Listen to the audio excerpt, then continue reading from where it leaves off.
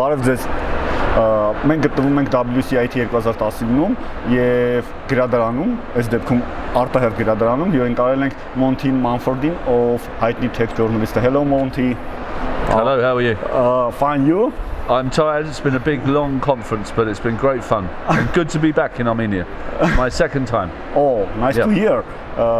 So, for tech journalists attending this kind of event, why is it important for the people together in such place and to talk to each other, to have long conversations, discussions? I think that if you're going to consider yourself a hub or a tech hub, there are certain things that you need. I think one of the things that I heard in this conference was that Armenia is very resourceful, has a very good history, a history of strength, but maybe not such a history of IT. But if you're going to be a hub, there's a few things that you need. You need a decent airport, correct. You have a decent campus, correct. You have very enthusiastic entrepreneurs, correct. I think you have investors, so the ecosystem is good. But this is no good unless you have some form of meeting or a conference. If you look at old conferences, Mobile World Congress in Cannes and Barcelona, there are something like 55,000 tech conferences a year in Europe. 55,000, and it's difficult to choose which one to come to sometimes, but I was encouraged to come here because of the enthusiasm of the organisers and what it meant to Yerevan to be the host of WCIT. And it's very, very important that entrepreneurs and journalists and investors and everybody in that ecosystem meets each other. And I think you've just seen it just now with the startup competition, lightning stops, you've suddenly seen everyone talking. Investors wanting to invest their money, entrepreneurs wanting to receive money, journalists interested in the story. What is it like to be a tech journalist? Because you feel like guru or like half godness to know everything from the first hand to pass to the audience. I'm not a very good tech journalist. I'm a writer, right? Do you know what I mean?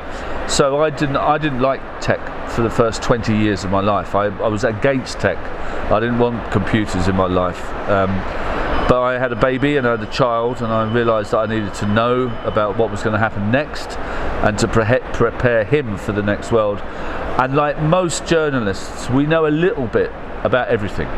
We don't know everything about everything. We know a little bit about blockchain, a bit about AI, a bit about Yerevan, a little bit about this and that. So we know a lot of we know a little bit about a lot of things, and that is very important to any writer or any journalist. So if a conversation begins, or I'm having a conference, being the MC or being the moderator, I need to know a little bit about everything to keep the conversation going. So I do it as a writer, but I also do it at a conference. When tech journalists deal with the different tech companies, where is the line between the connections with the tech companies and the responsibility for his audience? So it's a good question. I receive thousands of emails, and I get rid of 95% of those emails. It's very simple. You do not send me an email like you're sending an email to everybody. You do not send me an email about something I'm not interested in. You send me an email and say, "Hey Monty, I've seen your stuff. I saw that you wrote about blockchain or Yerevan. We're a blockchain company in Yerevan. It would be great if I could get some time with you on the phone." In very small, 3 paragraphs, respectful and knowledgeable language. There are so many companies that get it wrong. They use a PR company to do it.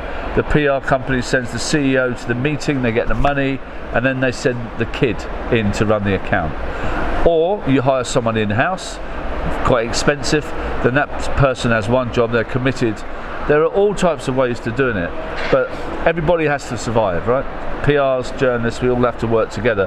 I don't hate PRs or anything like that. I just hate bad PR, and there is a lot of it. There's still a huge amount of it around. When it's good, they find me a story which I didn't know about, and I can write about it. They are an asset to me. That's how it should be all the time. Unfortunately, it's not always like that. So what is tech journalism for? To help people to make good decisions, good choices, clever choices to understand. So what is it for? I don't think tech journalism is going to an Apple conference and writing about an iPhone.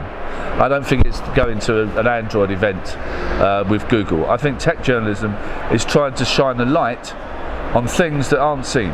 So I've written a lot about Africa, about entrepreneurs in Africa, in Kenya, in Rwanda, South Africa.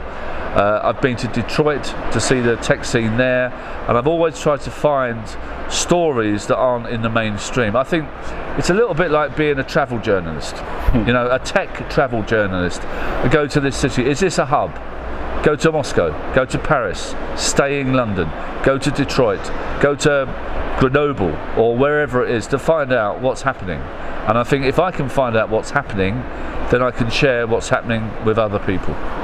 Thank you for the beautiful fun conversation. My pleasure. Thank you for inviting me.